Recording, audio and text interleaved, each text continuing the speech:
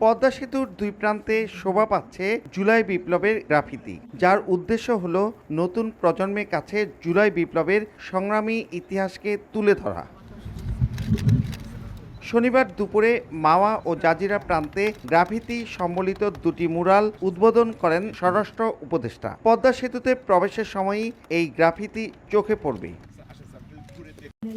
৫ August ছাত্র জনতার অভ্যুত্থানে আওয়ামী লীগ সরকারের পতনের পর পদ্মা সেতুর দুই প্রান্তে ১১৭ কোটি টাকা ব্যয়ে নির্মিত বঙ্গবন্ধু শেখ মুজিবুর রহমান এবং শেখ হাসিনার মুরাল থেকে মুখচ্ছবি তুলে ফেলা হয়। সেই ধ্বংসাবশেষ সরিয়ে জুলাই বিপ্লবের স্মৃতি অম্লান রাখতে জুলাই গ্রাফিতি আঁকা হয়েছে।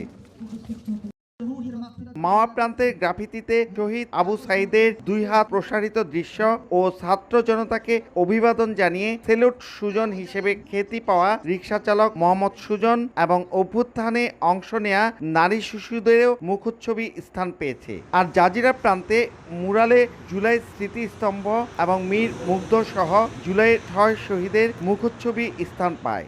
২৪ জুলাই আন্দোলনের স্মৃতি উপলক্ষে এখানে গ্রাফিতি আজকে উদ্বোধন করা হয়েছে। তো মানুষ এটা গ্রাফিতি দেখে ২৪ আন্দোলনের যে আপরাইজিং হয়েছে সেটা মানুষজন এখানে স্মরণ করবে এটা দেখে। জুলাই যে ছবিগুলা এগুলা ফুটে উঠছে। এই আবু সাহেবের গুলিটা লাগার খুব একটা লাগে মানুষের ভিতরে, এই জন্য আর কি এখানে আসা। মুরাল উদ্বোধনীতে স্বরাষ্ট্র উপদেষ্টা বলেন, যারা জুলাই আন্দোলনের গ্রাফিতির বিরুদ্ধে তারা আর কখনো ফিরে আসবে না।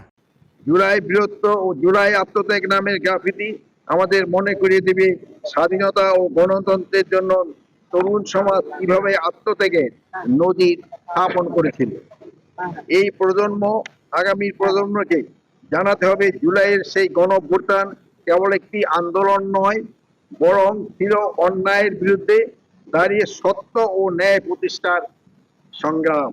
মাওয়া প্রান্তের মুরালের উচ্চতা ৯০ ফুট ও প্রস্থ ৪৫ ফুট, আর জাজিরা প্রান্তে মুরালের উচ্চতা ৭২ ফুট ও প্রস্থ ৩৬ ফুট। মুরাল দুটি মোট ৬,৬৪২ বর্গফুটের। বুকের ভেতর অনেক ঝড়, বুক পেতেছি গুলিকর শিরোনামে জুলাই বীরত্ব ও জুলাই আত্মত্যাগ স্মরণে মুরাল চত্বরে স্থাপন করা হয়েছে এই গ্রাফিতি।